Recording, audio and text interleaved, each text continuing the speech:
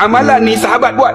Tuan-tuan, dia buat nampak simple, tapi dia tuan-tuan berebut malaikat untuk masukkan dia dalam syurga.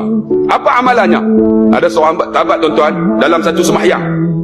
Tiba-tiba Nabi rukuk, Nabi i'tidal. Sami Allahu liman hamidang. Tiba-tiba sahabat ni tambah, hamdan kasiran tayyiban mubarakan fi. Pernah dengar tak? Hamdan kasiran tayyiban mubarakan fi. Bila dia sebut itu, habis sembahyang, Nabi kali, wahai sahabatku, siapa di kalangan kamu ketika sami Allahu liman hamidah menyebut ini, hamdan kasiran tayyiban mubarakan fi? Sahabat tak berani nak angkat. Semua tak berani. Siapa?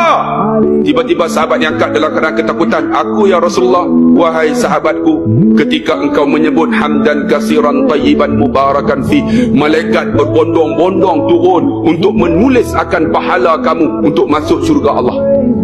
Tengok, nampak simple tapi hebat. Tuan-tuan, lepas sami Allah al-Maidah, tambahlah hamdan kasiran tayyiban mubarakan fi.